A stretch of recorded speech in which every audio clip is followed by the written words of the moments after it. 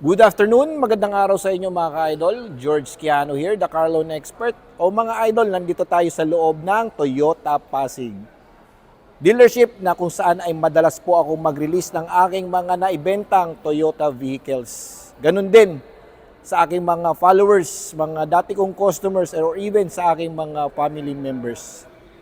Dito ko nire-release mga ka-idol. Kaya kung nagbabalak po kayo kumuha ng bagong Toyota vehicles, okay, mapa-cash man yan, in-house financing, or even bank PO, mag-comment lang kayo sa video ito or i-follow ako sa aking Facebook page. Doon sa mga followers natin dyan, sa mga nakapanood po ng video ito na may problema sa kanilang auto loan sa ibang dealership, problema sa kanilang mga ahente, transfer of approval, ayan, due for repossession ng kanilang existing na sasakyan, please, i-follow ako sa aking Facebook page, The Car Loan Expert, at mag-message kayo doon mga ka-idol. Malay nyo, matulungan ko kayo.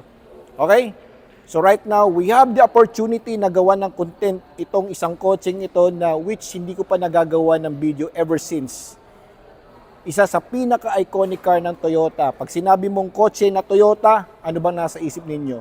Of course, Toyota Corolla Altis. Ayan. Okay? Ito ang dating Vios. Wala pang Vios, wala pang Wigo. Pag sinabi mong kotse, Toyota brand, ito kagad mga ka-idol. Okay? So, ang unit na ito ay entry level po ito papuntang Camry. So, we have 3 variants to offer. Okay? Ang displacement po ng mga sasakyan na ito ay nasa 1.8 liter. At CVT na rin po yung kanyang transmission. Yung entry model po natin ay nasa 1,135,000. Ito nasa mid-level po natin, the GR Sport, that's 1,302,000. Yung pinaka top of the line, yung hybrid, nasa 1,700,000, 1,730,000 to be exact. Okay? Kung nais po ninyo magpa-compute mga ka-idol, mag-comment lang kayo dito at ilalagay ko ang kanilang promo dito sa description box.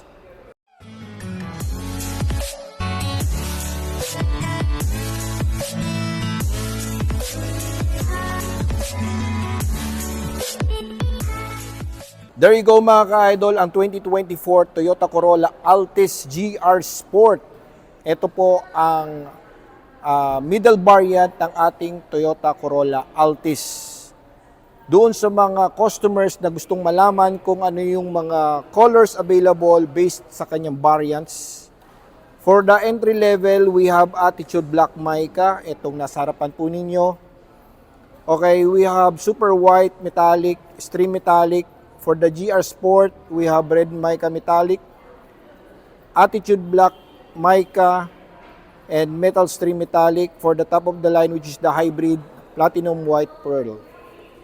Ayan mga ka-idol. Ngayon, check natin yung kanyang specs when it comes to displacement and also the dimension. Okay, Corolla Altis 1.8G. Ito po yung variant GR Sport CVT na. And then yung kanyang engine 16 valve DOHC, 4-cylinder inline with dual BBTI, displacement niya, yung kanyang output 140 PS at 172 Nm of torque. And then naka EFI na, narito ang kanyang dimension. So check nyo mga ka-idol kung pasado ba sa inyong parking space. At ito ang kanyang price. Ngayon, check natin dito sa kanyang front fascia. So as you can see mga ka-idol, very sharp looking car ito. Parang buka na siyang Camry. And then yung kanyang headlamps, meron siyang tatlong separation doon. Combination of projector headlamps, tapos meron siyang bulb type LED na rin mga ka-idol. And then also yung kanyang apron Plus may malaking emblem ng Toyota dito na para siyang laminated. At ito yung kanyang front grille. Okay, nasa baba na ng kanyang bumper. And then meron siyang air intake dito. Non-functional air vents para magmukha lang siyang aggressive. LED yung kanyang fog lamps. So very aerodynamic. When it comes to wheels, mated ito ng 17-inch alloy wheels. Two-tone po yan, ventilated disc brake with ABS and EVD. Then disc brake na rin po yung rear natin. Then medyo basic lang yung kanyang sides, no? Walang masyadong character lines. Okay na rin. Aerodynamic yung kanyang side mirrors.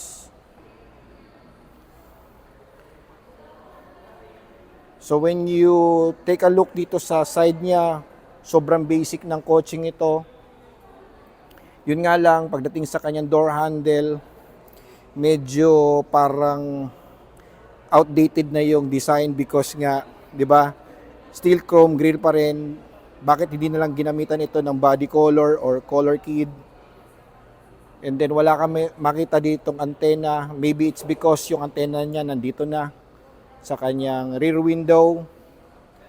Sa likod, makikita mo yung badge ng GR. And then LED with combination of bulb type.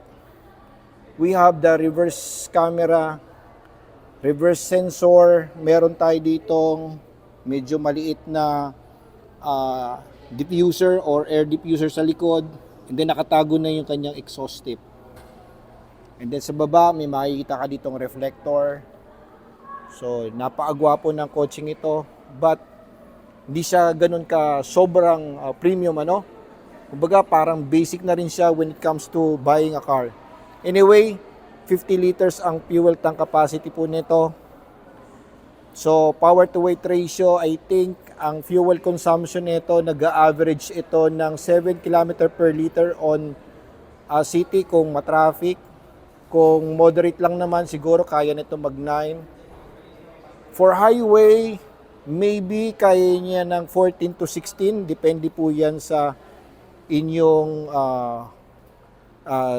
driving habit. Depende sa load condition po ninyo, sa weather. Okay? So, dito sa side, makikita mo meron kang integrated dito na side turn signal lamp.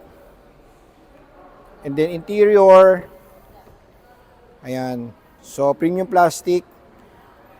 Malaki ang kanyang door opener. Meron siyang red stitching dito for the GR identification. Piano black finish. Tapos, ito naman is leather na medyo malambot ng konti.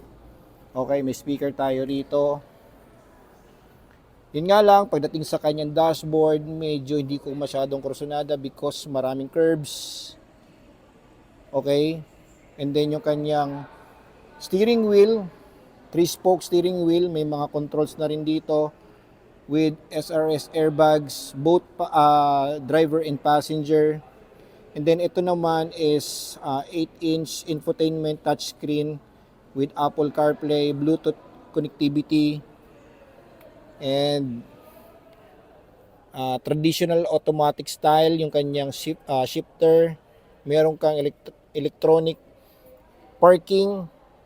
Ito yung hold natin just in case na nasa traffic po tayo. We have a leather seats here. Ayan. Mated ito ng red with red stitching. Medyo magaganda yung kanyang bolsters. Very sporty ang dating. Tapos power yung kanyang seats sa driver seats, no? And then yun nga lang, medyo na off ako ng konti because yung kanyang ceiling ay kulay beige while dito black. Siguro mas recommended ko is black na rin ito para naman kumbaga parang mas siya no, mas bagay. And then I hope yung kanyang GR na logo doon sa kanyang headrest ay naging red stitching na rin, ano, para mas lalong gwapo. Anyway, meron siyang curtain airbags. Double check natin. Hindi ko lang nakita dito yung kanyang side airbags, ano. Okay, ayan idol. So meron naman siya ditong mirror. Wala nga lang ilaw. And then meron siyang grab handles, both passenger and driver. Okay. So sa rear naman, so very basic yung kanyang upuan. Although it's leather, then meron ka rin ditong armrest with cup holders. And when it comes to leg room, medyo dito ako sa Toyota compared sa mga Honda or even Honda City. Yan. Para sa akin, average lang yung kanyang cabin space. Iba pa rin yung cabin space ng Honda compared sa Toyota. In my own experience, mas maluwag pa rin ang mga Honda. Although halos pareho sila ng size, pero para sa akin, maluwag pa rin ang Honda. Okay? So ngayon, we are trying to adjust yung upuan para mas ma-appreciate natin kung maluwag siya. At based sa aking pagkakaupo. Ayan. So, okay naman. So, ano ba pakiramdam pag ikaw yung driver? So, kung ikaw ang driver at hindi ka sanay doon sa kanyang haba ng hood, all the way doon sa kanyang bumper, plus ito pa yung dashboard mo na medyo mahaba, siguro magkakaproblema ka when it comes to parking. Yung tansyahan mo sa parking, magkakaproblema ka doon. Okay? Well, dito naman, very basic para sa akin. Sporty siya talaga. Yun nga lang, talagang mainit sa mata ko or masakit sa mata ko ang light color na ceiling. Yung upper portion, Then, ngayon, check ko dito dahil in-adjust ko na. Medyo maluwag pero iba pa rin yung luwag na nafe-feel ko sa mga Honda cars. Okay, sorry to say Toyota pero yun talaga yung verdict ko sa inyong mga kotse. Okay?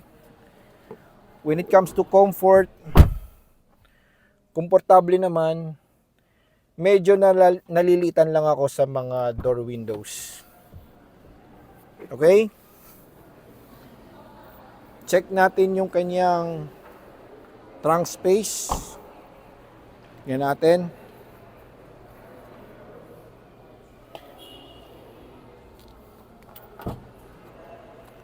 So, malaki yung kanyang trunk space. I think kaya nitong magkarga ng 3 to 4 sack of rice. And then, ito yung kanyang spare wheel. Same din dun sa kinabit ng kotse na ito.